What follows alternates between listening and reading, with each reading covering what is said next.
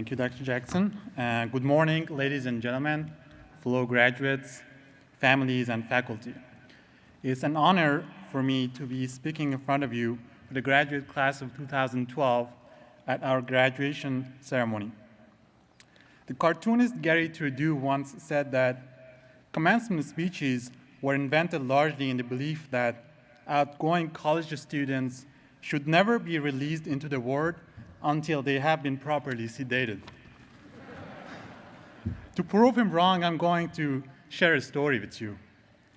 I remember when I came to RPI in the winter of 2009, when everywhere was covered in 15 inches of snow, there was a banner that caught my attention. The banner read, "Why not change the world?" I said, sure, why not? But the world is too big to change. How am I supposed to do that?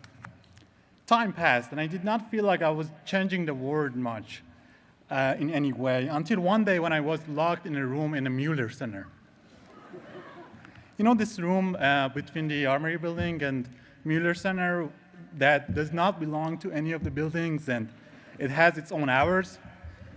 I was locked there 6 times until I graduated. Sometimes I was locked with other students.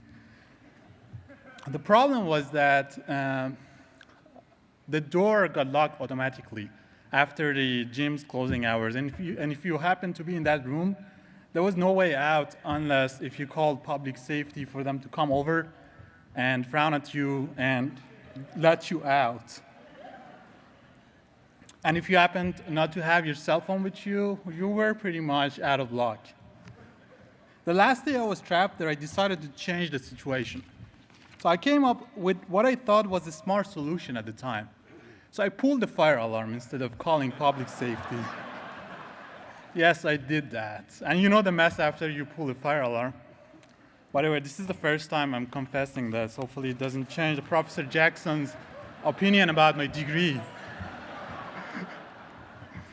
After a few days, when I went back to the same room, I noticed that the room is equipped with a button and a note on it saying that in case you're locked in this room, push this button. I was like, oh man, that worked.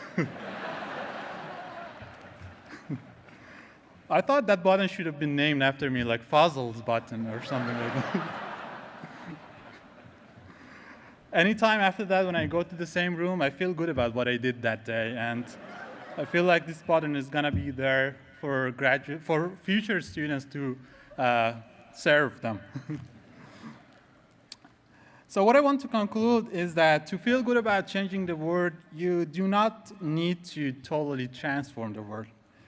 Any small positive impact that you leave on yourself, your friends, your family, your community that you belong to, is a change in the world that you live in. The larger the impact, the stronger the feeling of satisfaction.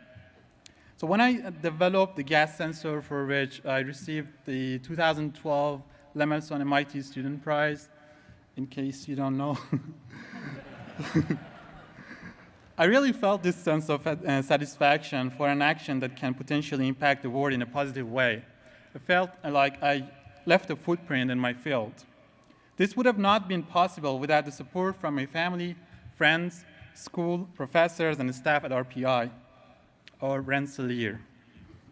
I'm pretty sure each of you Rensselaer graduates are appreciating all this support that you have received to make your own positive impact on the world, either by your skills, personality, or knowledge that you have attained. I'm also sure that each of you will keep leaving these traces in your future career and post-school life. Be proud that soon you will be RPI alumni. Go some changes in the world.